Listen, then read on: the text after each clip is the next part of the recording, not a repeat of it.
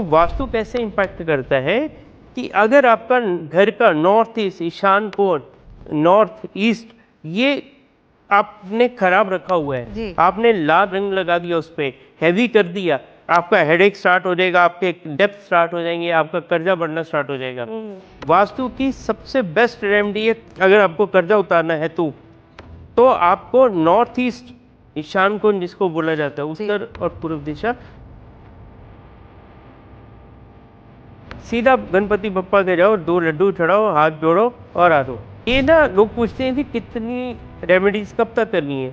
अरे भाई, जब तक आराम नहीं आता करो ना, उसमें साइड इफेक्ट तो कोई है ही नहीं, उसका नुकसान तो कोई नहीं है। आप अपने ब्रदर के साथ अगर रिलेशन अच्छे रखेंगे तो आपका फाइनेंस अच्छा रहेगा। ठीक है, बहुत बड़ा रोल प्ले करते हैं वो। नमस्कार, आज हमारे चैनल पे आए हैं पंडित नीरज शर्मा जी। वो सिर्फ एक एस्ट्रोलॉजर नहीं है, वो वास्तु कंसल्टेंट और नज़र दोष के एक्सपर्ट हैं।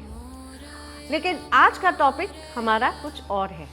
आज हम बात करेंगे पैसे की दिक्कत यानी कर्ज को लेकर, और वो दिक्कत क्यों आती है, किस लिए आती है और उसके क्या उपाय है, ये आज हम पंडित जी से जानेंगे। नमस्कार पंडित जी। जय श्री महाकाल।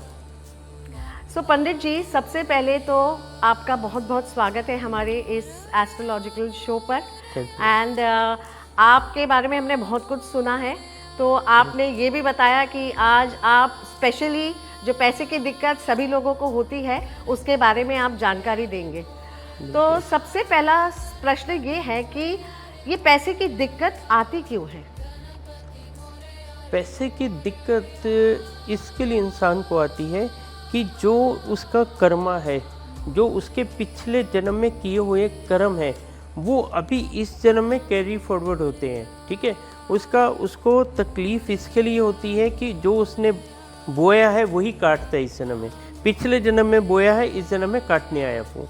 ठीक है, तो फाइनेंशियली क्राइसिस बहुत लोगों को आजकल होते हैं। ऐसा नहीं है कि वो एस्ट्रोलॉजिकली होते हैं। ठीक है, आदमी सेटिस्फाइड नहीं है किसी चीज़ से।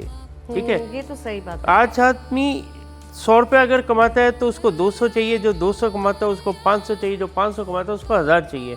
ठीक है, आपकी सेटिस्फेक्शन नहीं है, आपके एक्सपेंसेस ज़्यादा हो रखे हैं। ठीक है, आपकी इनकम कम है, उसके लिए ही कर्जा चढ़ता है। देखिए, एस्ट्रोलॉजिकली, मैं एक एस्ट्रोलॉजर हूँ तो मैं आपको हर चीज़ एस्ट्रोलॉजिकली बताना चाहिए, मगर प्रैक्टिकल भी तो कुछ चीज़ें हैं ना। अगर आपकी इनकम ही कम है तो आपके खर्चे, ओवरहेड्स क्यों बढ़ा दिए आपने? वो कोई नहीं देखेगा। हाँ जी, कोई उपाय दे दो जिससे हमारा कर्जा उतर जाए। सर, मैं आपको यहाँ पर रोकूंगी कि मैंने देखा है कि लोग बहुत ज़्यादा पैसा कमाते हैं फिर भी वो कर्ज में डूब जाते हैं, ये क्यों होता है? उसके लिए मैम उनका जो कुंडली का छठा भाग देखा जाता है। ठीक है, जो ऋण का होता है उसमें क्या होता है, वीनस की कहाँ क्या पोजीशन है जी, जुपिटर की क्या पोजीशन है, वो सब चीज़ें कैलकुलेट की जाती हैं। अच्छा। ठीक है, अगर वो पोजीशंस अच्छी नहीं है, उनका भाव अच्छे नहीं बैठे हैं, तो उसका उपाय करना पड़ता है। नहीं करते हैं तो फिर यही होता है, 100 रुपये कमाते हैं तो 110 खर्चा होता है, तो वो सर्कल चलता रहता है, फिर वो रुकता नहीं है। इसके लिए हमेशा ये चाहिए कि आप रेमेडीज़ करो।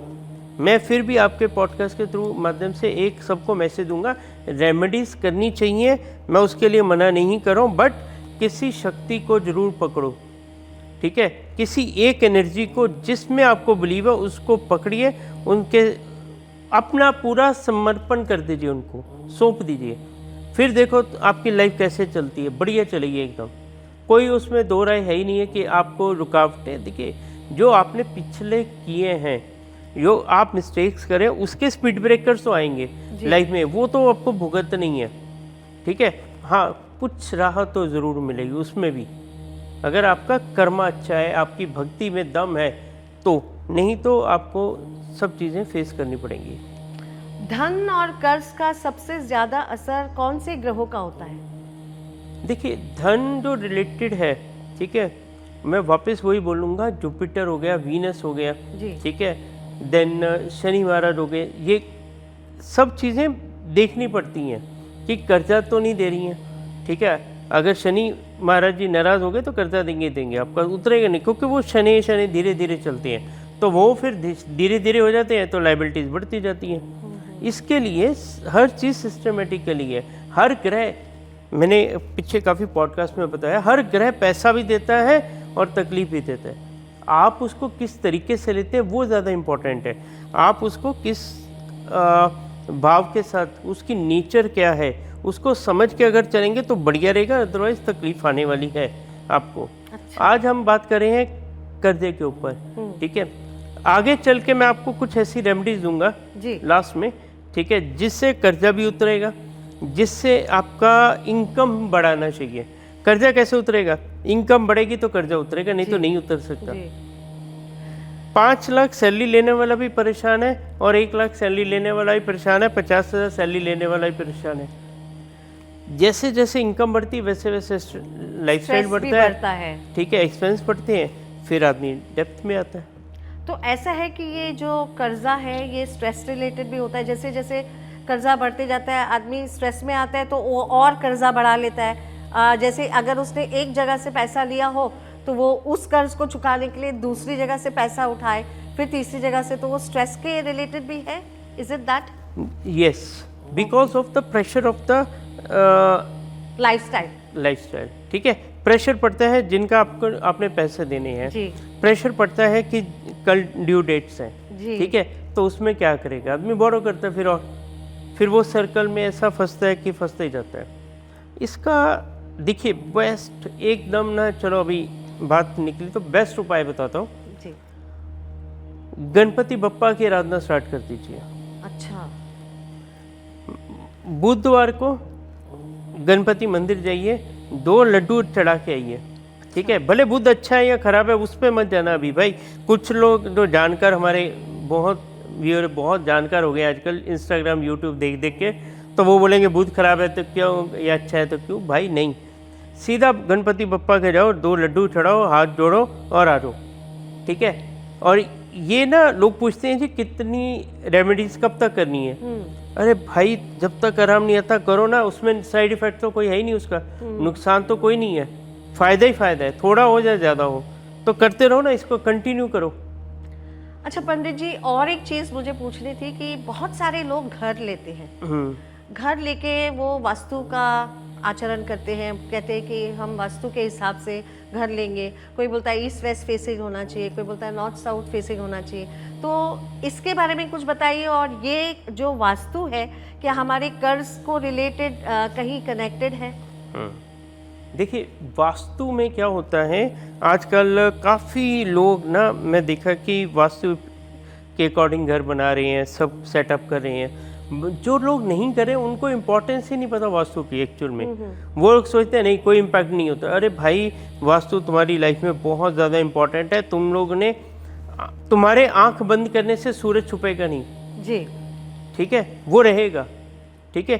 तुमने आंख बंद कर ली, तुम्हें लगा अंधेरा हो गया, नहीं हुआ, सूरज तो अपनी जगह है। इसके लिए आपके मानने से या ना मानने से चीज़ें इम्पैक्ट नहीं करती हैं। जब भी कोई बच्चा पैदा होता है उसकी कुंडली अगर बना दी गई तो एस्ट्रोलॉजी, वास्तु, पेमिस्ट्री, ये सब चीज़ें एप्लीकेबल आपने खुद की, आपके पेरेंट्स ने, ठीक है। फिर वास्तु कैसे नहीं इम्पैक्ट करेगा? और वास्तु मूर्ख लोगों भोले का ही अंश है, ठीक है, ये लोगों को पता ही नहीं है। नहीं हम तो शिव के बहुत बड़े भक्त हैं। अरे भाई भक्त हो तो ये भी समझ लो ना कि शिव को थोड़ा जान तो लो, उसको तो जानना नहीं है, उसका ही अंश है, किसका? भोलेनाथ जी का, ठीक है। तो वास्तु कैसे इम्पैक्ट करता है कि अगर आपका घर का नॉर्थ ईस्ट, ईशान कोण, नॉर्थ ईस्ट, ये आपने खराब रखा हुआ है, नीट एंड क्लीन नहीं है, आपने लाल रंग लगा दिया, उस पर हैवी कर दिया, आपका हेडेक स्टार्ट हो जाएगा, आपके डेप्थ स्टार्ट हो जाएंगे, आपका कर्जा बढ़ना स्टार्ट हो जाएगा। वास्तु की सबसे बेस्ट रेमेडी है, अगर आपको कर्जा उतारना है तो आपको नॉर्थ ईस्ट, ईशान कोण जिसको बोला जाता है, उत्तर और पूर्व दिशा, वो सब क्लीन रखनी है, हल्की रखनी है, लाइट रखनी है। अच्छा, ये सारी चीजें तो कभी मतलब पता नहीं थी, आज आपसे पता लग रही है।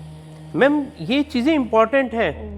वो जो ईशान कोण है वो भगवान का स्थान होता है। उसमें देखिए मोस्टली क्या होता है मंदिरों में ना, लाल रंग बहुत ज़्यादा होता है घरों में, जी वो फायर एलिमेंट है।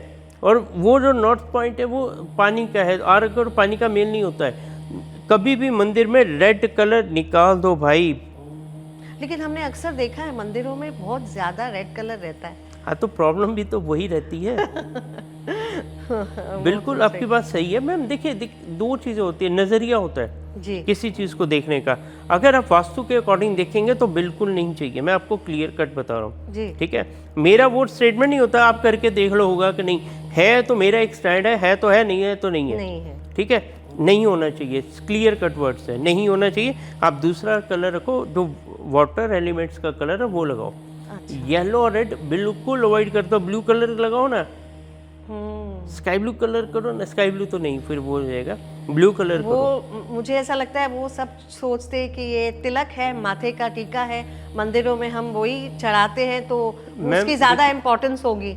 देखिए जो पिछले जो पुराने टाइम पे हमारे पंडित लोग थे, जी ठीक है, मैं किसी को, मेरी औकात नहीं है किसी को अच्छा या बुरा बोलने के लिए, बट सब चीज़ें उन्होंने बैलेंस करके रखी थी।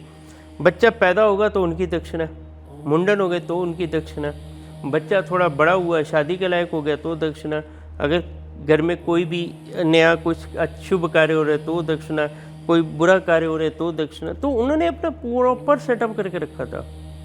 सर, इसके ऊपर मैं आपको एक प्रश्न पूछूंगी कि जो हमारे पूर्वज हैं, जो हमारे माता पिता हैं, उनके कर्म या कोई पिछले जन्म का ऐसा कर्म है जिसकी वजह से हम आगे चल के जो आगे की पीढ़ी है, जैसे हमारी पीढ़ियां हैं, वो तकलीफ में आती है, वो कर्ज में आती है या बहुत ज़्यादा उनको दिक्कत होती है हर चीज़ में? देखिए क्या होता है, मैं आपको ना इसका बड़ा सरल सा भाषा में समझाऊंगा।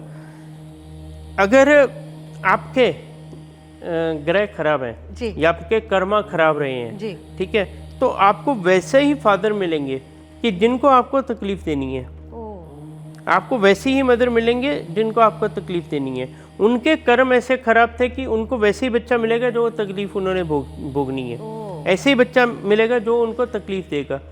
तो ये पूरा आपका ही कर्मा है कि आपको ऐसे घर में पैदा हुआ है कि जहाँ पे सर्कमस्टेंसेस खराब थे, जहाँ पे हालात अच्छे नहीं थे, तो उनको आपको तकलीफ देनी थी, ठीक है, और लेनी भी थी, ठीक है। अदरवाइज तो आप भाई किसी और के घर पे ना पैदा हो जाते, अंबानी के घर पे पैदा हो जाते ऑब्वियसली, ठीक है। अरे कितने ऐसे नाम हैं, मैं देखिए मेरी तो कुछ हैसियत नहीं है नाम लूँ, मगर आप सोचिए कि राहुल गांधी जी जब से पैदा हुए सोने का चम्मच मुंह में, राजयोग तो है ही है ना जी। मैं उनका किसी व्यक्तिगत पे नहीं आ रहा हूँ, मैं सिंपल एक बता रहा हूँ कि राजयोग तो उसमें अगर कोई बच्चा किसी के घर में पैदा होता है तो उसमें उसका कंट्रीब्यूशन नहीं होता है, उसके पिछले जन्म के कर्म उसको वहाँ पे लेके आते हैं। हमको पता ही नहीं था कि हम इस कुटुंब में पैदा होंगे, मगर वो हमारे पिछले जन्म के कर्म थे। आपने अभी कहा राजीव गांधी और राहुल गांधी के थे। तो राहुल गांधी का तो ऐसा है कि चाहे वो सत्ता में नहीं है लेकिन फिर भी उनके ऊपर विपदा तो है। मैम देखिए दोनों चीज़ें, मैं ये नहीं बोलूँगा कि भाई आपको, मैं किसी की बात नहीं कर रहा हूँ, मैं देखिए क्या होता है, हमको कंट्रोवर्सी में नहीं पड़ना है, हम लोग सीधे साधे लोग अपना काम करते हैं। दूसरा बात कि अगर कोई आदमी बड़ा आदमी है, ठीक है, या सक्सेस है, मैं ये बात कर रहा हूँ कि उसका जन्म वहाँ पे हुआ कि उनको पहले से ही राजयोग स्टार्ट हो गया, ठीक है, मगर कष्ट तो सबको भोगने हैं। तो जो इसका लेखा मतलब जोखा कोई भी है, व्यक्ति ऐसा नहीं है जो कष्ट से बचा हुआ नहीं है, बचेगा। सारे के सारे कष्ट में आप डूबे हैं। एक एग्जांपल दूंगा आपको, आप समझ जाएंगे उससे। प्रेमानंद महाराज जी की, ठीक है, दोनों किडनीज फेल है, दो लोग पकड़ के उनको उठाते बिठाते हैं जी। वो कितनी पीड़ा सहते हैं, ठीक है। जो भी आदमी इस राह पे चलता है, अच्छे राह पे चलता है, उसको तकलीफ भी भोगनी पड़ती है। उनके इस जन्म के कर्म तो बहुत अच्छे हैं, ठीक है, मैं तो उनके जा ही नहीं रहा हूँ कि वो भगवान है या नहीं है, मैं उस पर नहीं आ रहा हूँ। मैं एक सिंपल बात कर रहा हूँ कि उन्होंने तकलीफ कितनी भोग रहे हैं और उनका जो आज लेवल है जी, वो इतना ऊपर है कि जिसका कोई हिसाब नहीं है। और जो लोग मेरी बात से सहमत है, इस वीडियो को लाइक जरूर कर देना। नहीं सीरियसली, देखो आप सही बोल रहे हैं। ये जरूरी इसके लिए हो गया मैडम, क्योंकि वो ही एक ऐसे हमारे साधु संत महात्मा हैं अभी, ठीक है, कि जिनके ऊपर लोगों ने आके ये तक पूछा कि आप कल अवतार में आएंगे, ठीक है, तो इट मीन्स कि उनका लेवल कहाँ तक आदमी जोड़ता है, ठीक है। तो इज अ मतलब उनके आगे तो सबका सर झुकना चाहिए जी, झुकता भी है, इसमें कोई दो राय नहीं। बोलिए आगे। सर अब अगला प्रश्न ये है कि जो कर्ज है, जो कर्ज होते हैं, तो वो कौन से देवता की पूजन से वो खत्म होंगे या उनसे छुटकारा मिलेगा? देखिए मैम, आपकी देखना पड़ेगा कि वही बता रहा हूँ कि छठे घर का जो मैंने पहले आंसर दिया था, कर्जा जो है वो छठा घर दिलाता है, उसमें कौन सा ग्रह बैठे हैं, कोई भी बैठ सकते हैं, वीनस बैठ सकते हैं, बृहस्पति बैठ सकते हैं, मंगल बैठ सकते हैं, राहु बैठ सकते हैं, केतु सब बैठ सकते हैं, उनका कनेक्शन क्या बन रहा है, सबका वो चीज़ देखना पड़ेगा। कोई एक चीज़ आपका भविष्य या कर्जा तय नहीं करती है। आपको चाहिए एक अच्छे एस्ट्रोलॉजर से कंसल्ट करिए, उनको अपना चार्ट दिखाइए, उनसे जो एडवाइस मिलती है वो लेके पूरा करिए। और आपके मैं काफ़ी हर पॉडकास्ट में एक चीज़ मैसेज जरूर देता हूँ, 2 मिनट का होता है, भाई किसी भी एस्ट्रोलॉजर के पास जाओ, किसी भी कंसल्टेंट के पास जाओ, बट पूरे विश्वास के साथ जाया करो, आधा अधूरा के मन लेके मत, ट्राई करने के लिए मत जाओ। मेरे पास तो बिल्कुल मत आओ, मैं खुला बोलता हूँ, मेरे पास आना तो आंख बंद करके पूरा विश्वास के साथ आओ, पार लगा दूंगा, नहीं तो नहीं लगाऊंगा। मत आया करो, ट्राई मत करो मेरे को। तो और क्या, मैं तुम्हारे लिए नहीं बैठा हूँ। सही बोल रहे हैं सर आप। तो पंडित जी, वास्तु की कौन सी ऐसी गलतियां हैं जिस पर धन का असर पड़ता है, कर्ज हो जाता है? वही एक चीज़ इम्पॉर्टेंट होती है वास्तु के अंदर कि आपका जो नॉर्थ ईस्ट और नॉर्थ ईस्ट 3 स्थान ऐसे हैं कि जो आपके नीट एंड क्लीन होने चाहिए, जो आपके मनी को रिप्रेजेंट करते हैं, जो कर्जा दिलाते हैं जी। वहाँ पे अगर हैवीनेस आ गया, रेड कलर आ गया, वापस रिपीट करो, रेड आ गया, येलो कलर आ गया, तो आपका तकलीफ स्टार्ट हो जाएगी। वास्तु के अंदर सबसे इम्पॉर्टेंट क्या होता है, मैं आपको एक चीज़ और कॉमन बताता हूँ कि आपका घर लाइट होना चाहिए, पूरा घर, ठीक है, पूरा घर लाइट रखो, उसको हैवी मत करो। दूसरा, उसमें अगर आपको कलरिंग करनी है तो ऑफ वाइट करो, आपको किसी वास्तु कंसल्ट करने की ज़रूरत नहीं, आप ऑफ वाइट कलर कर लो, ठीक है। आपका जैसे एक प्लेटफॉर्म होता है ना किचन में, वहाँ पे चूल्हा और वो शेक नहीं आना चाहिए, ये ध्यान रखना, वो अलग अलग, वो अग्नि है, वो पानी है, तो एक ही प्लेटफॉर्म पे नहीं आना चाहिए। अच्छा, ऐसा है? हाँ हाँ बिल्कुल, क्योंकि अग्नि और पानी का तो मेल ही नहीं है ना। हाँ, तो अभी क्या होता है पे नहीं रहना चाहिए, मतलब अगर इस तरफ आपका चूल्हा है तो पानी इस तरफ होनी चाहिए। यस, वो दोनों अलग अलग होना चाहिए, ठीक है, नहीं तो उनकी रेमेडी करनी पड़ती है। अच्छा, ठीक है, ये हो गया। उसके बाद आपका घर लाइट हो गया, ऑफ वाइट कलर हो गया, north east clean and neat and clean हो गया, लाइट हो गया, वहाँ पे कोई सोफा या अलमीरा नहीं रखनी है आपको, वहाँ को लाइट रख लो, वेस्ट को और साउथ को हैवी कर लो। अच्छा, ठीक है, तो ये वास्तु का ऐसे टिप्स हैं कि अगर आपने ये कर लिया तो आपका काफ़ी आराम आएगा। एक बहुत बढ़िया उपाय देने जा रहा हूँ, ध्यान से सुनिएगा। अगर आपका सेंटर ऑफ द पॉइंट, ब्रह्म स्थान जिसको घर का बोला जाता है, उसको आप देखिए, ठीक है, आप पहले अपना डायरेक्शंस देख के चेक करके एक सेंटर पॉइंट निकालना इज़ नॉट वेरी डिफिकल्ट। आप सेंटर पॉइंट निकालिए और उस पर आप केसर का छींटा देना स्टार्ट कर दीजिए। केसर थोड़ा सा एक के लिए पानी में, और उसका छींटा देना डेली स्टार्ट कीजिए उस पर। उससे क्या होगा, आपका ब्रह्मस्थान एक्टिव होगा, आपकी आधी से ज़्यादा प्रॉब्लम वहीं पे सॉर्ट आउट हो जाएंगी, ठीक है। सिंपल, फाइनेंस की भी, रिलेशनशिप्स की भी, और अगर आपके घर में हेल्थ इश्यूज हैं तो वो भी काफ़ी हद तक, मैं ये नहीं बोल रहा हूँ 100%, बट हाँ 50% से आपका आराम आना शुरू हो जाएगा। करके देखिए, बहुत बढ़िया उपाय दिया है आपको।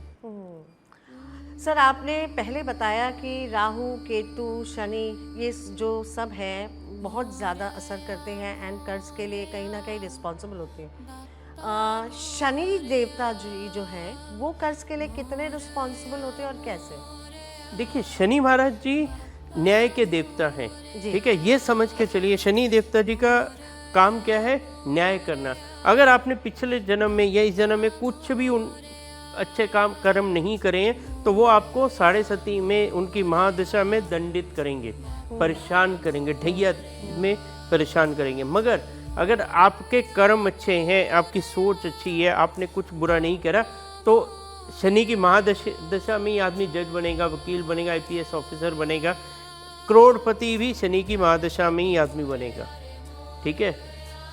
और साढ़े सती चल रही है, साढ़े सती चल रही है, मेरा सबको पता है, मेरा कॉमन सा एक रेमेडी है, जिम ज्वाइन कर लो भाई, वापस बता रहा हूँ, जिम ज्वाइन कर लो, आपका तकलीफें कम होनी स्टार्ट हो जाएंगी। जिम से साढ़े साथी का क्या रिलेशन हाँ जी, है सर? मैं बता, देखिए एक लॉजिकली बात है कि जिम में क्या होता है आप बताइए। हम कसरत करते नहीं हैं, होता क्या है अंदर, जिम के अंदर क्या रहता है? एक माहौल बना होता है। जिम के अंदर रहता है मैडम लोहा, अच्छा, लोहा। जितनी मशीनें हैं सब लोहे की रहती वो हैं, तो हैवी है। रहती हैं, ठीक है। वो हो गया शनि। शनि महाराज क्या बोलते हैं, पसीना निकालो, स्वेटिंग करो, साढ़े सती में मेहनत करो, आलसी मत बनो। जिनकी साढ़े सती चल रही है, ढैया चल रहा है, भाई एक चीज़ समझ लो, आप 2 दिन घर बैठे तो सोच लो 2 साल पीछे चले गए। आप डेली सुबह उठो, काम पे जाओ, कुछ नहीं है, राउंड मार के आ जाओ। कुछ बोलते हैं हमारे पास काम ही नहीं है, क्या करें भाई, जाओ बाहर निकलो, काम ढूंढो, है तो छोटा मोटा कोई भी राउंड मार के घर पे आ जाओ, वो आपको आलसी मत बनो। हाँ जी, जिम का बता रहा था, जिम में क्या होता है, लोहा होता है, आप गए कार्डियो करा, ठीक है, कुछ भी करा, आपने स्वेटिंग पसीना निकाला, पसीना निकाला, तो शनि महाराज जी खुश की, बंदे ने उठ के कुछ तो करा, कुछ तो करा। हाँ। अपने आप को फिट तो रखा। अच्छा मैं बोलता हूँ साढ़े सती में इम्पैक्ट नहीं होगा, फर्क नहीं पड़ेगा ना। कुछ लोग हमारे बहुत महान है आजकल, क्योंकि वो ट्रोल करने में बड़ा बोलते नहीं होता। अरे भाई हेल्थ तो अच्छी रहेगी बंदे की, सेहत तो अच्छी रह जाएगी, हाँ, वो ठीक तो है। तो हर चीज़ का एडवांटेज देखो, उसमें कमियां मत ढूंढो। आप देखो आपको फ़ायदा किस में है, फ़ायदा उसमें मिलेगा। दूसरा, अगर आपके सर पे कर्जा हो गया है, ठीक है, तो भाई रेमेडी देने जा रहा हूँ भाई, सुन लो, नोट कर लो। अगर जिसके सर पे कर्जा है, वो जिसकी एक आंख खराब है, आदमी की या औरत की, ठीक है, उसकी सेवा करो। जिनकी दोनों आंखें खराब हैं, जो अनाथ उसमें रहते हैं, ठीक है, वहाँ पे जाके आप कुछ ना कुछ खाने पीने का सामान दे के आना शुरू करो, देखो आपका कर्जा कैसे नहीं उतरेगा। ये ऐसी रेमेडीज दी हैं आज मैंने कि जो अगर कर ली तो कर्जा उतरना ही उतरना है भाई, कोई नहीं रोक सकता आपका। पंडित जी, इसके कनेक्टेड एक और एक प्रश्न है कि धन जो है, जब हम घर में धन रखते हैं तो उसकी क्या दिशा होनी चाहिए? देखिए वही आगे वास्तु के अकॉर्डिंग, ठीक है। देखिए वास्तु में बेस्ट डायरेक्शन है साउथ ईस्ट और वेस्ट, ठीक है, आप वहाँ पे अपना धन रख सकते हैं। दूसरा कहीं पंगा मत लो, बेस्ट डायरेक्शंस दी हैं, वहीं पे रखो। उसमें हाँ, जो आप तिजोरी बनाएंगे उसमें रखा होगा, उसमें एक लाल कपड़ा लो, गोमती चक्कर डालो, कौड़ियाँ डालो और एलम फिटकड़ी, वो लाल कपड़े में बांध के रख दो तिजोरी में, पैसा और खींचेगा। एक पीछे मैंने रेमेडी दी थी, पूरे जहाँ पे आपका तिजोरी होती है मिरर लगाओ, उस पे छोटे छोटे मिरर, तो उसका अक्स पड़ना चाहिए। हाँ जी, वो 1000 पे रखा तो वो 4000 5000 हो जाएगा। अच्छा अच्छा अच्छा अच्छा, ऐसा है, अभी मल्टीप्लिकेशन हो जाती है। Yes obviously. ओह देखिए हमको यूनिवर्स को मैसेज क्या देना है कि हमारे पास पैसा आ रहा है जी, ठीक है, आ रहा है तो उसको शो कैसे होगा, दिखेगा ना वो बड़ा। आपको देखिए एक ना मैनिफेस्टेशंस होती हैं कि अगर आप जो यूनिवर्स को मैसेज देंगे वैसे ही होगा। आप बोलते रहो, एक एग्जांपल कि कल मेरा एक्सीडेंट हो जाएगा जी, ठीक है, मेरे को ऐसा लग रहा है हाय मेरा कल एक्सीडेंट हो जाएगा, वो स्क्रैच तो जरूर दे के जाएगा। आप बोलो कि कल मेरा अच्छा होगा, कुछ ना कुछ तो अच्छा होगा। जैसा भाव होगा वैसे ही आपके साथ रिजल्ट्स आएंगे। ये तो मैंने भी देखा है, अक्सर आजकल लोग मैनिफेस्टेशंस बहुत करते हैं और जो मैनिफेस्ट करते हैं वो होता ही है, लेकिन कर्ज ऐसी चीज़ है कि शायद मैनिफेस्टेशन से भी इतनी उस पर कोई असर होती नहीं है। देखिए क्या होता है, जिनके ऊपर कर्ज है, ठीक है, अगर तो ये वीडियो आपका नवरात्रि में आपको मिल गया तो उसके लिए बेस्ट रेमेडी देने जा रहा हूँ। एक थाल लीजिए, उसमें चुनरी रखिए, माँ की नारियल रखिए, मिठाई रखिए, सिंदूर रखिए, अगरबत्ती धूप रखिए, अगरबत्ती में नहीं धूप रखिए, और माँ का और भी अगर आपका जो मन करता है श्रृंगार का सामान वो रखिए, और जाके माता के चरणों में रख के आइए, भेंट कर दीजिए माँ को। कहीं भी कोई भी मंदिर कैसा भी जो आपके नज़दीक में है जाइए, चढ़ाइए और देखिए आपका कर्जा उतरेगा। नवरात्रि का बेस्ट उपाय है। सर ये अब जो मैं आपको प्रश्न पूछ रही हूँ ये कर्ज से रिलेटेड नहीं है, लेकिन मैं सिर्फ जानना चाहती थी कि जो लोग बहुत ज़्यादा पूजा पाठ करते हैं, बहुत ज़्यादा पूजा पाठ करने के बाद भी उनके जो कष्ट है वो ख़त्म नहीं होते या कम नहीं होते, ये क्यों ऐसा होता है? आपको पता है मैम, ये काटना मत, इसमें मैं आपको सच्ची बता रहा हूँ, ये ही मेरा जो आंसर था ये मिलियंस में गया है, राउंड अबाउट मेरे को जो याद 13-14 मिलियन तक गया है ये। मैं आपको फिर वापस आपके पॉडकास्ट में आपकी जनता के लिए बता देता हूँ। देखिए क्या होता है, जो आदमी ज़्यादा पूजा पाठ करता है उसको दुख भी उतने ज़्यादा मिलते हैं, ये सच्चाई है। क्यों दिए जाते हैं? सपोज करिए कि आपको 50 साल में आपको 50 दुख मिलने हैं, ठीक है।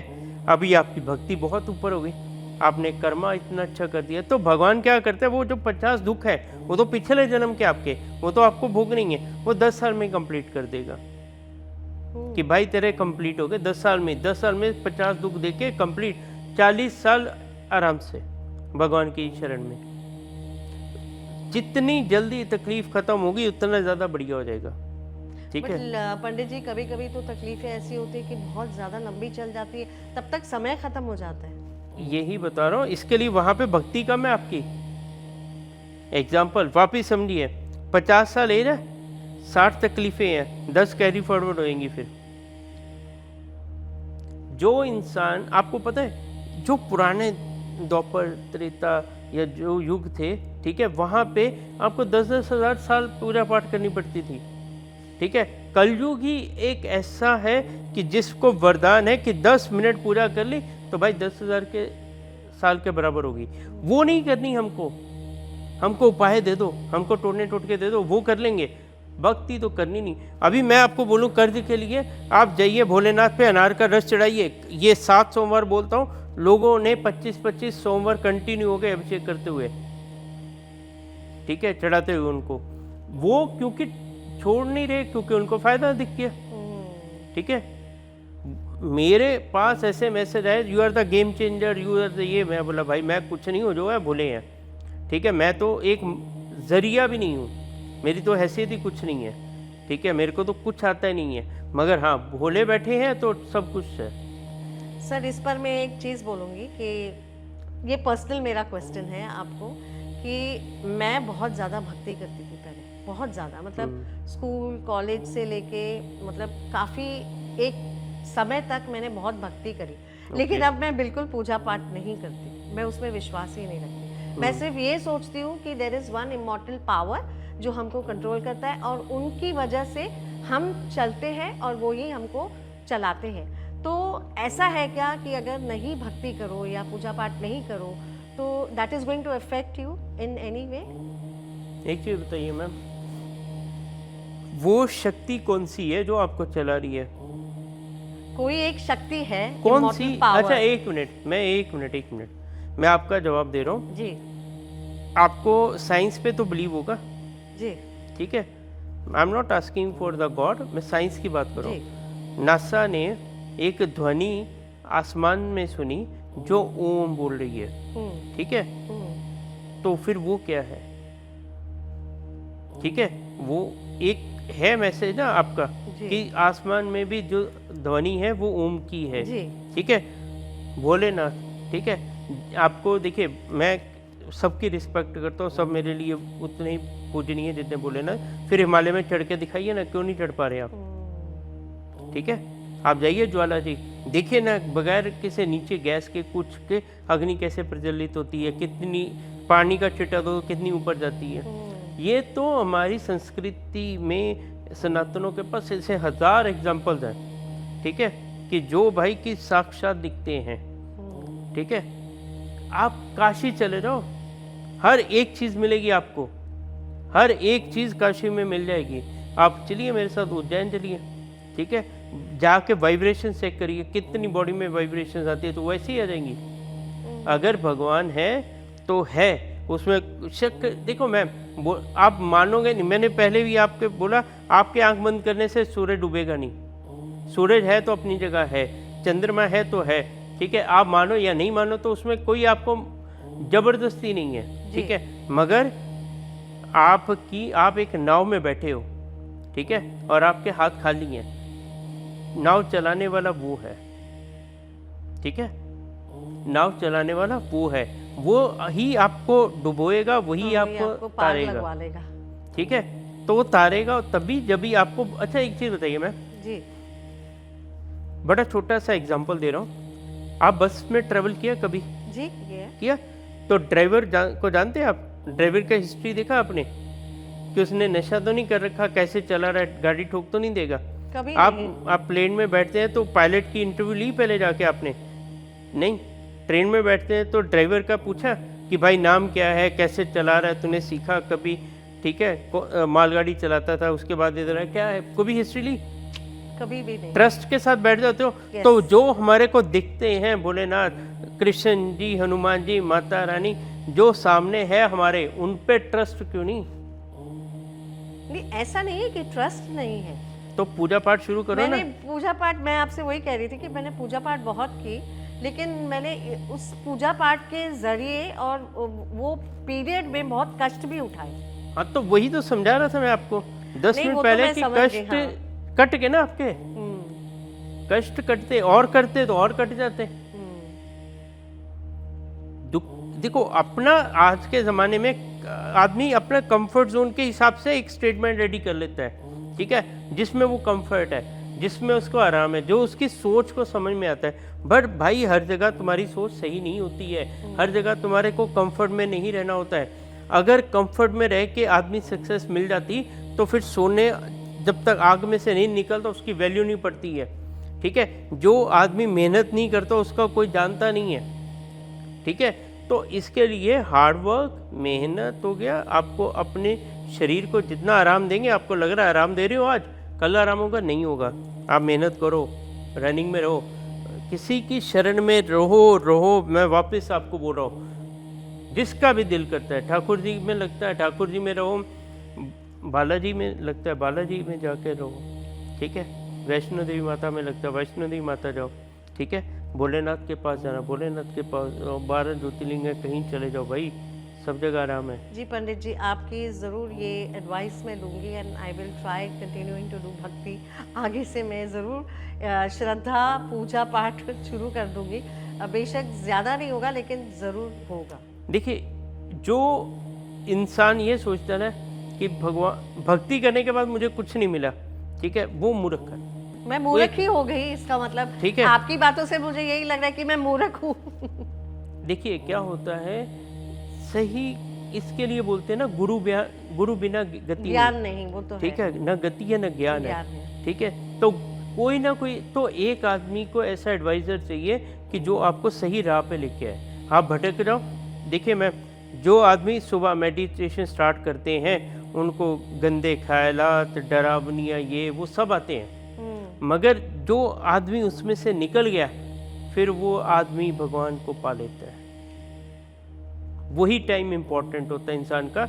मेडिटेशन करना इतना ज़रूरी है कि आप सोच नहीं सकते। मैं बोलता हूँ नहीं क्या आधा घंटा 15 मिनट नहीं बैठ सकते, मत बैठो भाई, कोई बात नहीं, मगर दिन में 1 मिनट 2 मिनट सुबह बैठ के कोई पाठ मत करो, कुछ मत सोचो, शांति से पिन ड्रॉप साइलेंस करके 2 मिनट बैठ जाओ। अपने आप को तो जान लो, एनालाइज तो कर लो, अंदर ही भगवान छुपा है तुम्हारे। खुद को तो एनालाइज किया होता है तो आज ये यहाँ तक नहीं पहुँचते। जब भी आदमी की मृत्यु होती है तभी बोलते हिसाब होता है तुम्हारे अच्छे या बुरे कर्मों का। अरे मूर्खों, पहले ही हिसाब कर लो अपना बैठ के। जो जिंदगी निकाली है कि मैंने ऐसा कहीं गलती से तो नहीं गलती होगी मेरे से, उसका पश्चाताप कर लो, ठीक है। तो तुम्हारे को आगे एक चीज़ और बताता हूँ आपको, आपके लिए बड़ी इंपॉर्टेंट है। आफ्टर डेथ लाइफ भी एक लाइफ होती है। आफ्टर सुना तो है, after death there is one more life. Yes, this is true. तो वो कैसे अच्छी होती है, वो कैसे क्लियर होती है? जो अभी इस जन्म के कर्म है, जो इसकी भक्ति है, वहीं से वो क्लियर होगी। इसके लिए ये मत सोचो कि आपकी आत्मा, भाई आत्मा अमर है, शरीर नाशवान है। आपने कितने युग पहले देख लिया, आपको भी नहीं पता, ठीक है। आप बात सही कह रहे हैं। नहीं तो अमर नहीं हो गए होते, सर्कल में है ना हम लोग। इसके लिए आगे भी आने वाले कितने युग देखने हैं कुछ नहीं पता। भक्ति करो, भगवान की राह पे चलो, अच्छे कर्म करो। इससे ना एक और चीज़ याद आ गई मेरे को। एक आदमी मंदिर में 2 घंटे डेली जाके पूजा करता है, घंटियाँ बजाता है, मैं 2 घंटे ही बोल रहा हूँ, ठीक है, और आने के बाद किसी गरीब का पैसा मारता है, किसी प्राइस स्त्री पे गंदी नज़र डालता है, गंदे आचरण करता है, या ऐसा कुछ भी, शराब मदिरा का पान करता है, जो भी करता है, फिर वो सोचता है कि भगवान उनका साथ नहीं देता। नहीं मिलेगा, कुछ नहीं मिलेगा। 1 रुपए का फल नहीं मिला है, ना मिलेगा। कुछ भी कर लो, 2 घंटे, किसी भी जगह पे ये नहीं लिखा भगवान ने कि जो गृहस्थ जीवन में है कि तुम 24 घंटे पूजा पाठ करो, ठीक है। वो क्या बोलते हैं, भगवान क्या बोलते हैं कि भाई सुबह उठो, अपना नहाओ धो। हाँ, उठना बड़ा इंपॉर्टेंट है, जितना सुबह जल्दी उठ सकते हो उतना बेहतर है। आप उठो, सुबह 5 बजे उठो, ब्रह्म मुहूर्त में उठो, ठीक है। उठ के नहा धो के अच्छे से भगवान का 5 मिनट 10 मिनट, मैं तो आप लोगों को एक ही मैसेज देता हूँ, 5 मिनट ही पूजा कर लो, बस सच्चे मन से करो, कनेक्ट तो करो। उसके बाद अपना दिनचर्या जो है, रूटीन है, वो फॉलो करो। भगवान को हमेशा दिमाग में रखो, नाम लो, जप करो, चलो। और मैं ना आपके माध्यम से एक चीज़ और बताने जाऊँगा कि जिसको भी पाठ पूजा करनी है वो अपना एक आसन जरूर बनाए। अच्छा, एक जगह एक आसन, छोटा सा, एक तकिया सा, मतलब जो भी गादी सी, जो भी एक है, चद्दर ही बिछा ले, वो आसन जरूर बैठा के उस पर पाठ पूजा करनी चाहिए। बोलते ऐसा नहीं होता जी, चलते फिरते भी हम नाम जप कर सकते हैं, सब कुछ कर सकते हैं। तो भाई फिर ये क्यों बनाया गया कि जो भी आप पाठ पूजा करते हैं उसका फल इंद्र ले जाता है। उठने के बाद आप कभी भी देखोगे, हवन करके उठो या पाठ पूजा करके उठो, पंडित आपको बोलेगा जी नीचे धरती को जल दो और बोलो इंद्राय नमः, शुक्राय नमः। ये इसके लिए बोला जाता है, नहीं तो ये फल आपका सारा इंद्र ले जाएगा। आसन इतना इम्पोर्टेंट है, इतना ज़्यादा कि जिसका कोई जवाब नहीं है। आसन रख के बैठ के पाठ करना शुरू करो, बहुत फल मिलेगा। कोई लोग कुर्सी पे बैठ में देखा बैठ के पाठ करते हैं, कुछ लोग सोफे पे बैठ के, अरे मूर्खो आसन लगाओ अपना। तुम देखो तुम्हारी भक्ति है, तुम्हारी भक्ति में और भगवान में मैं नहीं आ सकता हूँ। लेकिन पंडित जी कुछ ऐसे लोग हैं जो शायद नीचे नहीं बैठ सकते। हाँ, जिसको देखिए मेडिकल इशू है, ठीक है, उसको तो भगवान भी नहीं कुछ बोलेगा, मेरी क्या औकात है, ठीक है, तो वो चेयर पे बैठे। जो फिजिकली फिट है मैडम वो भी बैठते हैं उस पर, ठीक है, बैठ के पाठ पूजा करते हैं। हाँ, जिनको इशू है उनके लिए तो है ही है। तो मैं ये बोल रहा था, तुम्हारी भक्ति में और तुम्हारे भगवान के बीच में कोई नहीं आ सकता, बट उसको कनेक्ट तो तुमको ही करना बहुत जरूरी है। अगले प्रश्न पे जाएंगे पंडित जी, और मैं पूछूंगी कि एस्ट्रोलॉजी से कनेक्टेड कौन से ऐसे उपाय हैं जो कर्ज को दूर करने के लिए हेल्प करते हैं, मदद करते हैं? कर्ज को देखिए, एक चीज़ समझिए, हर किसी का चार्ट अलग है, हर किसी की प्रॉब्लम अलग है। किसी में सपोज करिए मंगल उसको दे रहा कर्जा, किसी में शनि महाराज जी दे रहे हैं, किसी में राहु महाराज जी दे रहे हैं। मैं उस पर नहीं आ रहा हूँ, ठीक है, मैं एक जनरल रेमेडी दे रहा हूँ कि जो सर पे जिसके कर्जा है, भाई जाइए, बेसन लीजिए, चीनी लीजिए, थोड़ा सा घी लीजिए उसमें, और आटा मिक्स करिए हल्का सा, ठीक है, उसका एक बनाइए, गोलियां बनाइए छोटी छोटी, जाके चींटियों को खिला दीजिए, ठीक है। हफ्ते में एक बार चींटियों का पेट भर दीजिए। वैसे तो डेली भरिए, नहीं तो आप हफ्ते में एक बार जाके जरूर, जहाँ पे आपको लगता है कि चींटियाँ हैं वहाँ पे डाल के आइए, उससे ही आपको बहुत आराम मिल जाएगा। बड़े देखिए सिंपल रेमेडीज भी काम करती हैं भाई, जो ज़रूरी नहीं है कि जो टफ रेमेडीज़ हैं, जो ज़्यादा पैसा लगा के करने वाली रेमेडीज है वो वर्क करती हैं, ऐसा कहीं नहीं लिखा है। किसी शास्त्र में लिखा है कि भाई आप तुम 10,000 रुपये खर्चा करो तो तुम्हारे उधार होगा, ऐसा नहीं लिखा है। मुझे पता है, मेरे एक जानने वाले थे, उनको बहुत ज़्यादा तकलीफ थी ये पैसे की, कर्ज की, तो उनको किसी ने बोला कि आप ये यज्ञ करिए, ये यज्ञ, तो उन्होंने क्या किया, ऑलरेडी उन पर बहुत कर्जा चढ़ा हुआ था, वो कर्जा के चक्कर में, मतलब उनको ऐसा लगा इससे उपाय होगा यज्ञ करने से, तो उन्होंने और कर्जा उठा लिया।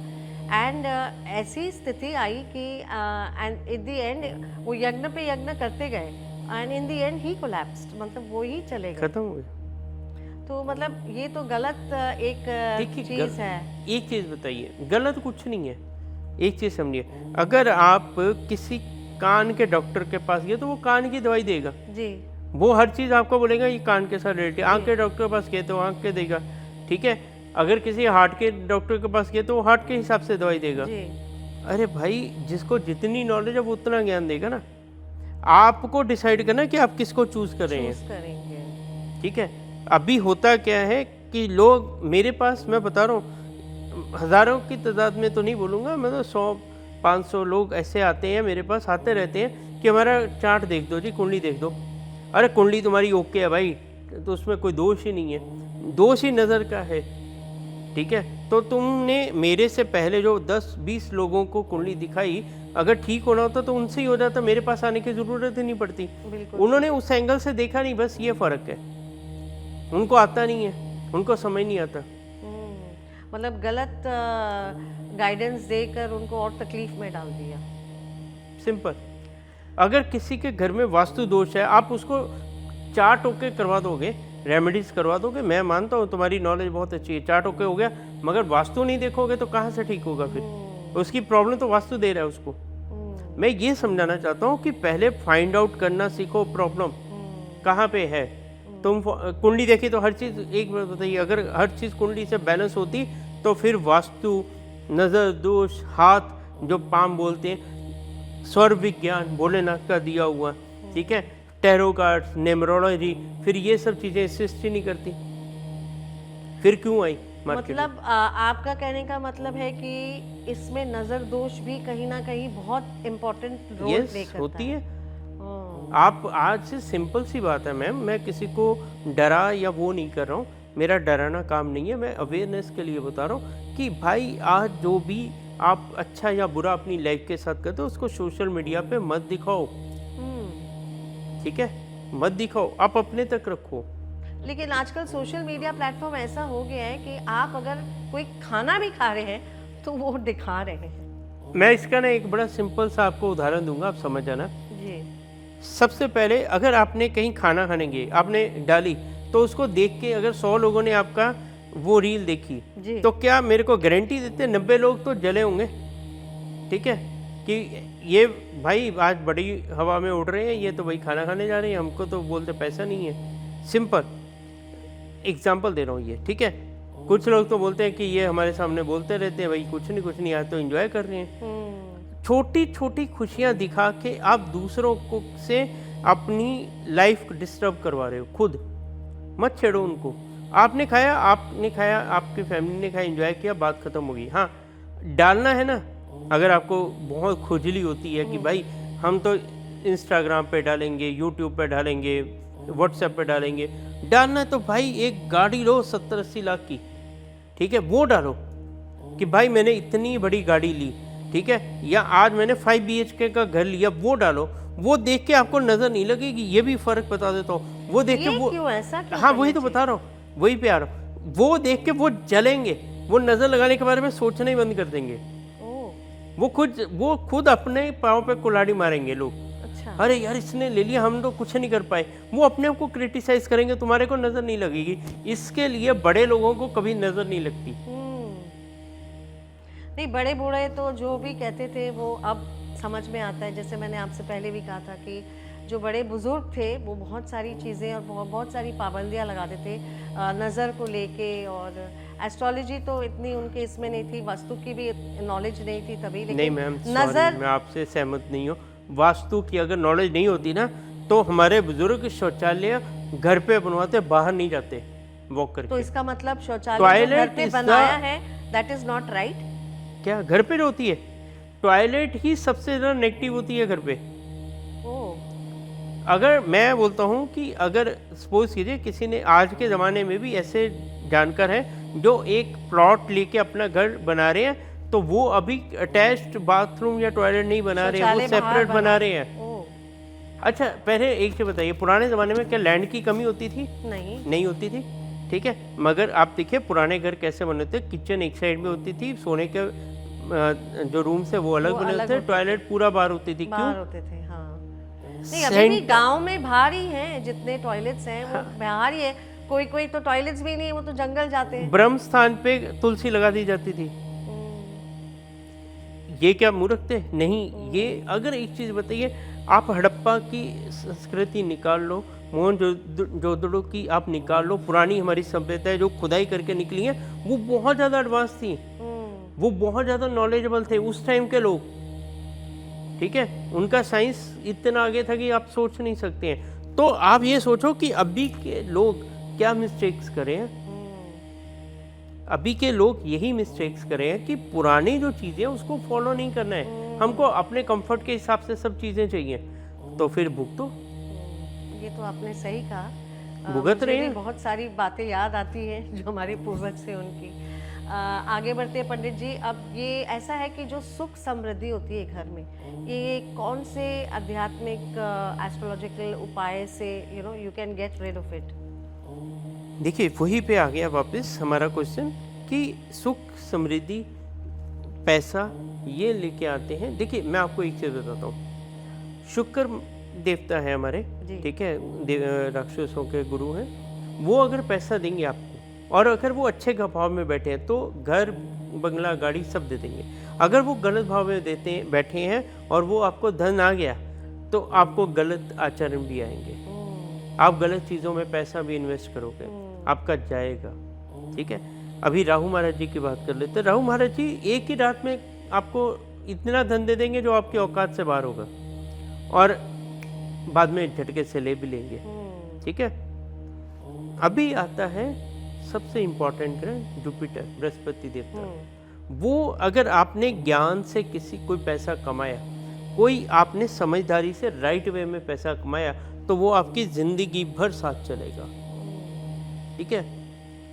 वो ज्ञान से पैसा आता है, वो जाता नहीं फिर वापस। आदमी कभी बोलते ना कि पढ़ाई लिखाई हो, हाथ में टैलेंट हो तो आदमी भूखा नहीं मरता, वो इसके लिए नहीं मरता क्योंकि उसके बुद्धि में ज्ञान है, उसके पास नॉलेज बहुत है, वो भंडार है, ठीक है। वो ऐसा ना वैसा कमा लेगा।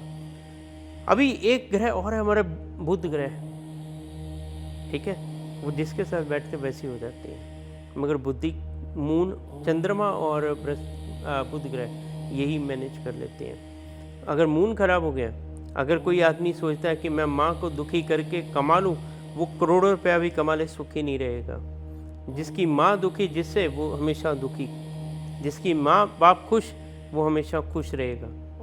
जिनके भी माँ बाप हैं आज दुनिया में अभी हैं, आपके साथ रह रहे हैं, सुबह उठ के उनके पाँव छुओ, उनका आशीर्वाद लो, आपको ना कर्जा होगा ना पैसे की कमी आएगी। अगर गणपति बप्पा एक चक्कर लगा के माता पिता का प्रथम देवता का स्थान हासिल कर सकते हैं, तो हम क्या माँ बाप के पाँव छू के अपनी सिंपल सी लाइफ नहीं निकाल सकते हैं? नहीं, ये तो सही बात कही आपने पंडित जी। ये सोचने वाली बातें हैं ये सब। देखिए जितना लाइफ सिंपल रखेंगे उतना आप कामयाब रहेंगे। सिंपल लाइफ इन सेंस कि आप अपना ज़्यादा एक्सपेक्टेशंस करनी। अभी आदमी दुखी कैसे होता है, ये आदमी मुझे 1000 रुपये देगा, वो देता है 500 रुपये, तो हाय आप दुखी हो जाते, 500 रुपये कम दिया। अब यार सोचो कि 100 रुपये देगा, उसने दिया 500, तो आप खुश हो जाएंगे। आपकी एक्सपेक्टेशन 100 की थी, आपको 500 मिला कि 400 ज़्यादा मिल गया। आपकी एक्सपेक्टेशंस कम कर दो, आप सुखी हो जाओगे, नहीं तो दुखी रहोगे, कर्जे में रहोगे। एक चीज़ समझ लो, आप प्रेमानंद महाराज जी का वापस जिक्र हो रहा है कि प्रेमानंद महाराज जी के पास जाएंगे तो राधे राधे पे लगा देंगे आपको, ठीक है, ठीक है। और किसी शिव भक्त के पास जाएंगे तो वो भोलेनाथ के पास लगाएंगे। आप हनुमान जी के पास, धीरेन्द्र शास्त्री जी के पास चले जाइए, वो बोलेंगे हनुमान जी के पास चले जाओ।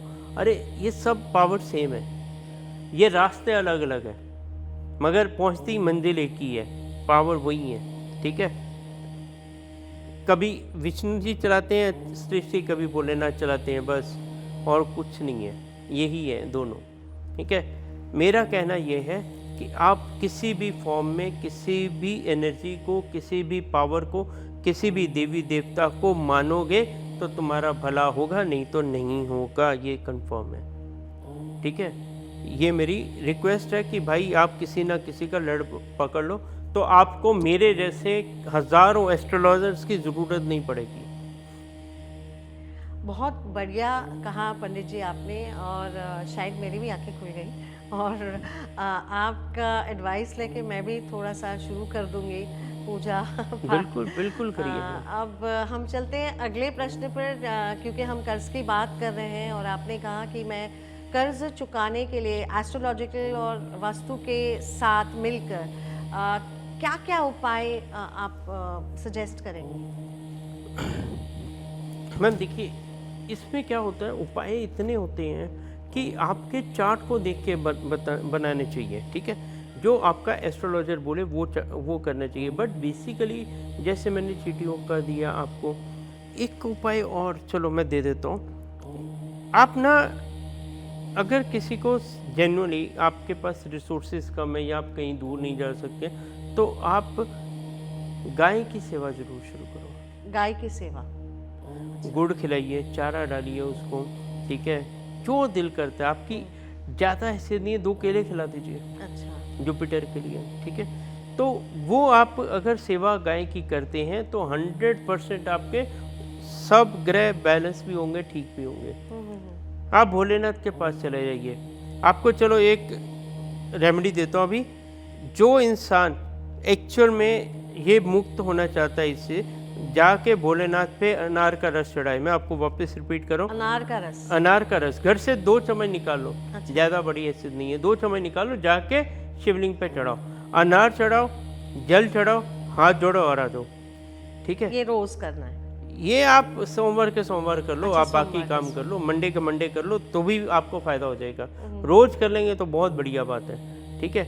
मगर मेरी हाथ जोड़ के विनती है, भोलेनाथ को रगड़ो मत, टच मत करो। उनकी एनर्जी, उनकी ऊर्जा अलग होती है, बहुत हमारी अलग अलग होती होती है। मेरे को सच्ची, मैं आज इतना परेशान हूँ इस चीज़ को लेके, शायद मैं ही अज्ञानी हूँ, मूर्ख हूँ, मेरे को ही नहीं समझ आ रही कि भोलेनाथ शिवलिंग को क्यों टच किया जाता है। मेरे को नहीं पता, बता दीजिए अच्छा, वो कमेंट्स शिवलिंग में। को बिल्कुल छूना नहीं? मैम एक चीज़ बताइए, आप माता का मंदिर ले लीजिए, हनुमान जी का ले लीजिए, कृष्ण जी का, राम जी का, कोई भी मंदिर ले लीजिए, उनकी बड़ी सारी मूर्ति होती है, उसके तो पास नहीं जाने दिया जाता हमको, ठीक है। और बोले भंडारी हमारे इतने बोले हैं, ज़मीन पे ही विराजमान हो जाते हैं। मैं बोला बेल पत्र धतूरा चढ़ा दो, उसी से खुश हो जाते हैं वो, ठीक है। मगर हमको पता नहीं क्यों एनर्जी, मेरे को समझ नहीं आती, ये बात मेरे गले से नहीं उतरती कि उनको टच किया जाए, ठीक है। या उनको टच करना ठीक है, चलो एक बार आप टच कर लेते हैं, ठीक है, मान लिया, बट भाई ऐसे मत रगड़ो कि उनको भी तकलीफ होती हो, ठीक है। प्लीज़ मेरी हाथ जोड़ के रिक्वेस्ट है, आप टच करना है करो, मैं आपको मना नहीं करूँगा, मैं तो नहीं करूँगा। मेरे भोलेनाथ मेरे साथ है, मेरे दिल में है, मैं उनके ही भरोसे जी रहा हूँ आज, जो भी जी रहा हूँ। मैं तो टच नहीं करूँगा, बट आपको मन करता है करो, ठीक है। मगर भक्ति में बहुत शक्ति होती है, मैंने तो आजमाई है, मेरे साथ तो बहुत कुछ हुई हैं ऐसी चीज़ें कि जो मैं बताने बैठूं तो शायद 4-5 पॉडकास्ट भी कम पड़ जाएं, ठीक है। मैंने तो खुद चीज़ें फील करी हैं, ठीक है। मैं तो बता भी नहीं सकता जो मेरे साथ हुई हैं चीज़ें, ठीक है। तो बट पावर तो है, जिसने देख लिया फिर वो पीछे नहीं देखता। पंडित जी, मुझे एक प्रश्न पूछना है कि जब लोग घर से बाहर कोई अच्छा काम करने निकलते हैं तो उनके काम बनते बनते रुक जाते हैं या हो नहीं पाते हैं, ओके। तो इसके लिए क्या उपाय है आपके पास? देखिए क्या होता है मैम कि हर किसी का अपना, कोई इंटरव्यू देने जा रहा है, कोई मीटिंग के लिए जा रहा है, कई इम्पोर्टेंट काम के लिए जा रहा है, तो उसका काम बनता नहीं है, ठीक है। उसको हर जगह निराशा हाथ लगती है, because of the some negativity is there, ठीक है। तो स्पेसिफिक नेगेटिविटी एक ऐसी चीज़ होती है जो आपके काफ़ी चीज़ों में ब्रेक लगा देती है। तो आप क्या करिए, एक साफ येलो कलर का नींबू अपनी पॉकेट में रख के जाइए। पॉकेट में थोड़ा नहीं रख सकते तो बैग में रख लीजिए, ठीक है। उसको बट साथ में कैरी करिए। आप जाइए, आप देखेंगे कि एटलीस्ट काम बने या नहीं बने, बट नेगेटिविटी नहीं होगी वहाँ पे, वो आपकी नेगेटिविटी ऑब्जर्व कर लेगी चीज़, ठीक है। तो आइए, और ये बात ये है, कंफर्म है कि काम बनेगा, ठीक है। चांसेस ऑफ परसेंटेज इंक्रीज हो जाएंगे आपके बनने के। आने के बाद उसको कहीं पे गार्बेज कर दीजिए, कहीं डस्टबिन में डाल दीजिए, सिंपल। कहीं चौराहे पे नहीं डालना, कहीं नहीं डालना। और एक चीज़ बता रहा हूँ, जो लोग ये उपाय करते हैं कि अपने सर से उतारा किया या नज़र उतारी और चौराहे पे सामान रख दिया, भैया बंद कर दो, मत किया करो। कोई भी बताए, एक लॉजिकली बात बता रहा हूँ, आपने अपने उतार के नज़र आपने चौराहे पे रख के आई, वो चौराहे से अनफॉर्चुनेटली कोई गुजरा, किसी का पाँव पड़ गया, तो वो आपकी बला उसके ऊपर आ जाएगी। ठीक है, इससे बेटर क्या है कि आप छोटा सा खड्डा करो, उसमें डालो और मिट्टी डाल दो। अच्छा। ठीक है, तो क्या है कि आपकी नेगेटिविटी वहीं पे रहेगी, वो किसी को हार्म ना करे भाई। ठीक है, चलते पानी में छोड़ सकते हैं तो वो बढ़िया है, नहीं छोड़ सकते तो वहाँ पे आप छोड़ दो, चौराहे पे मत रखा करो। पंडित जी, मुझे ये भी पूछना था कि जैसे किसी की पैदाइश की जगह, उसका समय, उसकी तारीख, ये सब भी रिलेटेड है क्या कर्ज से? मैम बिल्कुल होता है ना, वही तो ना, वहीं से तो आपका चार्ट जनरेट होता है, वहीं से कुंडली बनती है आपकी। कुंडली बनने के बाद फिर आपका पता लगता है कि कौन सा ग्रह खराब है, अच्छा है, बुरा है, जो भी है। ठीक है, तभी तो डिसाइड होता है। बट एस्ट्रोलॉजिकली आपको देखिए, मैं ये बताता हूँ, बहुत गूढ़ ज्ञान है, ये बहुत डीप है। जो लोग सोचते हैं ना कि हम तो भाई बड़े एस्ट्रोलॉजर हैं, अरे भाई तुम कुछ भी नहीं हो। ठीक है, तुम कुछ भी नहीं हो। एस्ट्रोलॉजी इतनी ज़्यादा डीप है, इतना ज़्यादा कैलकुलेटेड है ना, जब भी खुद के लिए बैठ के कैलकुलेशन करते हैं ना ये लोग, खुद खराब हो जाती हैं। ओह, हाँ जी, इतना आसान नहीं है एस्ट्रोलॉजी। अच्छा एस्ट्रोलॉजर कभी अपनी कुंडली नहीं देखेगा, दूसरे से कंसल्ट कर लेगा, खुद कभी नहीं देखते हैं। बिकॉज ऑफ आपकी खुद की एनर्जी आप में ही कन्वर्ट हो रही है ना, घूम रही है ना। आप खुद को पैसा दे सकते हैं ना, आप अपने आप को आशीर्वाद दे सकते हैं ना, अपने आप को मनी एक्सचेंज कर सकते हैं ना, एनर्जी एक्सचेंज कर सकते हैं। तो खुद की देख के क्यों विपता गल डाल रहे हो, मत करो। ठीक है, जो मेरे पास कितने सारे आते हैं फ़ोन कॉल, सर हमारा राहु यहाँ बैठा है कैसे होगा, हमारा ये बैठा है। मैं बोला भाई फिर खुद देख ले, मेरे को क्यों कॉल कर रहा है। If you know each and everything. ठीक है, बोलता जी मैंने तो वो अपना इंस्टाग्राम पे यूट्यूब पे ऐड आई थी, उसको देख के देखा, तो भाई उसमें तो बाईपास करना भी बताते हैं, ओपन हार्ट सर्जरी, वो भी करके सीख कर रखो, किसी को ज़रूरत पड़ेगी तो। नहीं होती ये चीज़ें, इसको इतना सिंपल इजी मत लीजिए प्लीज़। इसको एक विद्या है, ये विदाउट ऊपर वाले के आशीर्वाद से आप नहीं बता पाएंगे।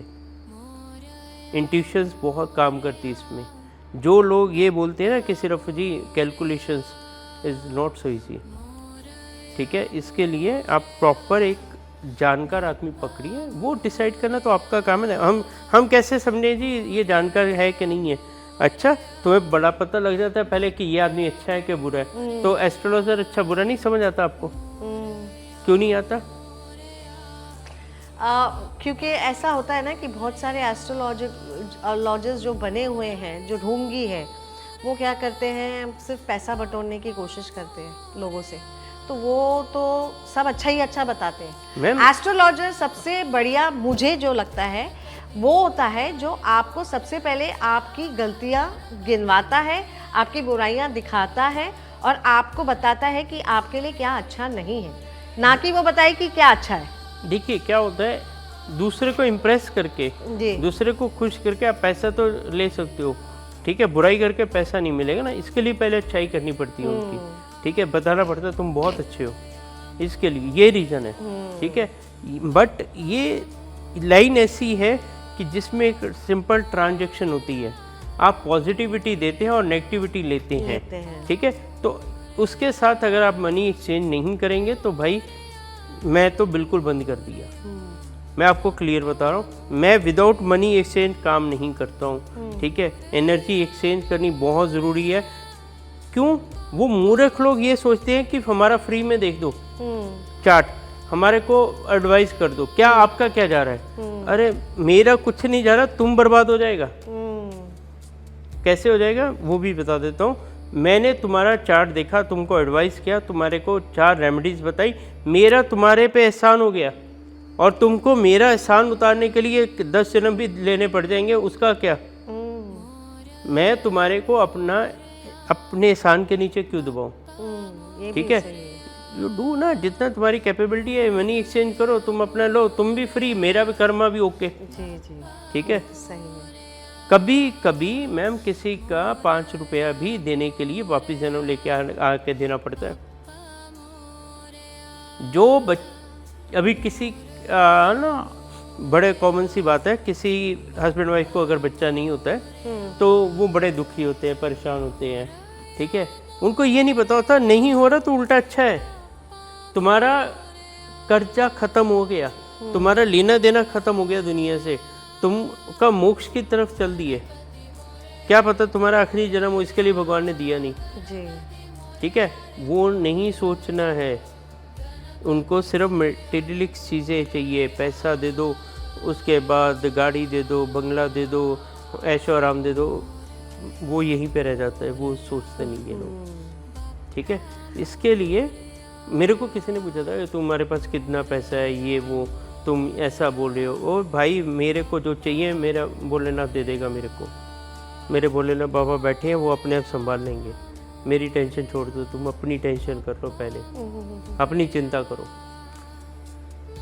आज एक चीज़ तो क्लियर होगी, कलयुग में अगर आपको सक्सेस होना है, उसका गुरु मंत्र देने जा रहा हूँ अभी, ठीक है। उसका गुरु मंत्र ये है, अपने माँ बाप की, अपने भाई बहन की रिलेशन अच्छे रखो, उनकी सेवा करो, उनके साथ पाँव के साथ पाँव मिला के चलो, ठीक है। कदम से कदम मिला के उनके साथ चलो, भगवान की भक्ति करो, गलत आचरण मत करो। ये सोचते हैं कि शराब पीने से कुछ नहीं होता, नॉनवेज खाने से कुछ नहीं होता, भाई बड़ा कुछ होता बाद में समझ आएगा, ठीक है। इसके लिए सही राह पे चलो, अपना कर्म अच्छा रखो, पाठ पूजा भी उतनी ही ज़रूरी है लाइफ में, ठीक है, वो करो। यही कर लिया ना तुम्हारी लाइफ अच्छी चलेगी। तुम 10 रुपये, कुछ लोग बिजनेसमैन है, 10 रुपये की चीज़ तुम 15 रुपये में बेच रहे हो, 20 रुपये में बेच रहे हो, चलो ठीक है। कुछ लोग 10 रुपये की चीज़ 50 में बेच रहे हैं, फिर बोलते हैं कि हम दुखी हैं। तुम हो गए ही दुखी, तुम गलत करते हो इसके लिए। तो पंडित जी, अब आपने हमको ये बताना है कि मैंने सुना है कि astrology, vastu, all these things, ये सब कनेक्टेड है।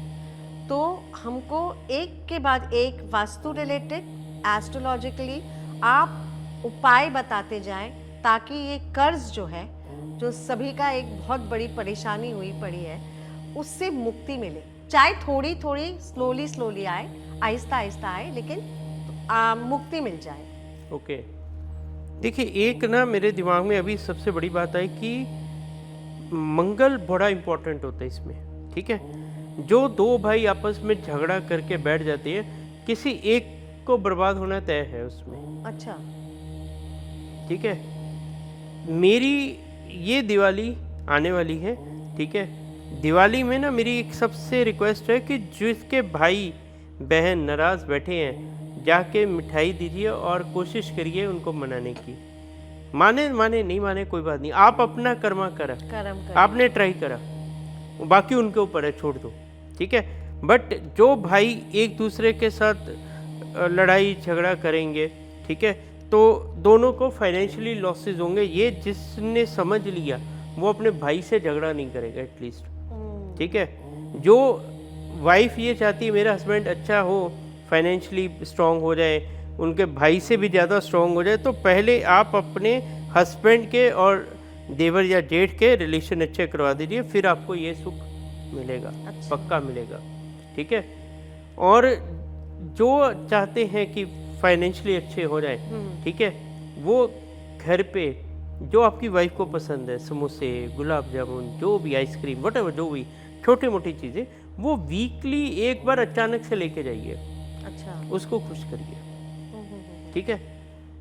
जो उनके साथ रिलेटेड आपके गुरु है, जिनसे आपने कभी भी कुछ सीखा है, जिनसे थोड़ा सा भी ज्ञान लिया है, उनको कभी उल्टा मत बोलिए, कभी कुछ भी मत बोलिए। नहीं अच्छा लगता छोड़ दीजिए ना, कोई बात नहीं, मगर मन में या वैसे बुरा भाव मत लाइए, ठीक है।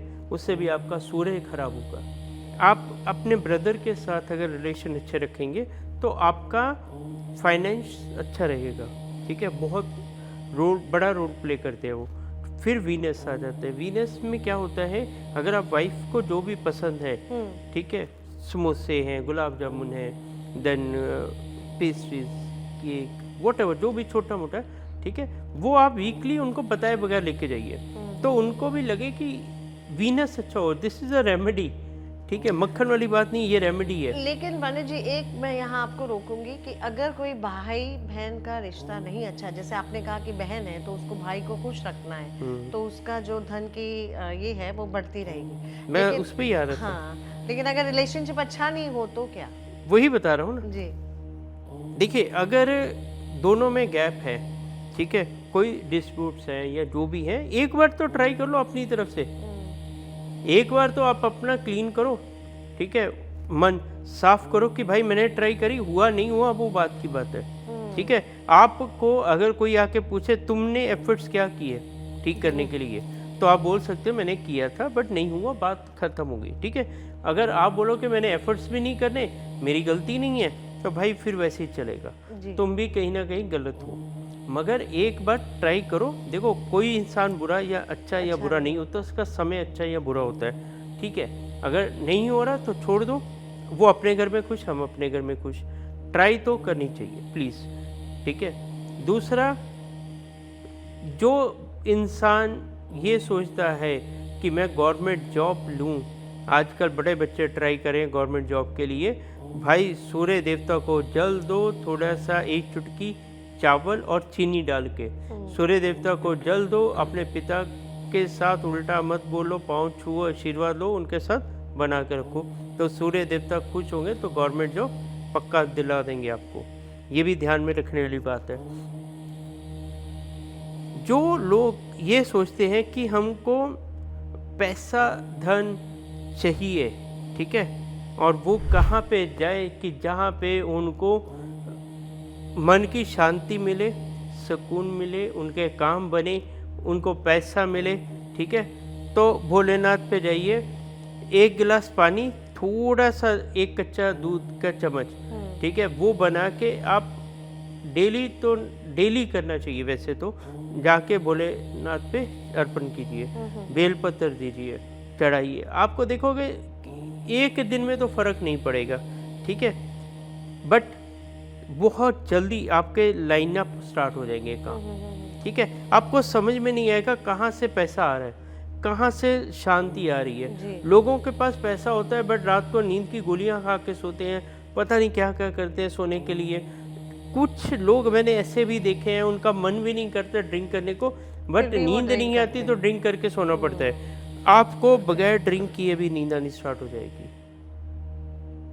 बहुत बड़ी बात बता रहा हूँ, हैबिट बहुत ख़राब होती है, मगर भोलेनाथ की भक्ति में इतनी शक्तियाँ हैं, ये सब काम होते हैं, ठीक है। आपको भरोसा रख के चलना पड़ेगा, बस trust, blind faith on God, तो आपके काम बनने स्टार्ट हो जाएंगे। आपको जहाँ पे ना एक बात बोली जाती है, डूबते को तिनके का सहारा चाहिए, तो अगर भक्ति में भी तिनका जैसा डाउट आ गया ना, तो फिर भाई कोई फायदा नहीं है, फिर वो किंतु परंतु वाला काम में काम नहीं बनता, ये समझ लो। सो पंडित नीरज शर्मा जी, बहुत बहुत धन्यवाद। आपका यहाँ पर आना हमारे लिए बहुत शुभ हुआ, क्योंकि हमें भी बहुत सारी जानकारी मिली। और मैं सभी श्रोताओं से कहूँगी कि आप भी अपने एस्ट्रोलॉजिकल प्रॉब्लम्स या वास्तु रिलेटेड हो या आपका कोई भी दोष हो, आप पंडित जी को कंसल्ट करिए और उनसे अपने कष्टों का निवारण करवाइए। तो आज के लिए बस इतना ही। नमस्कार।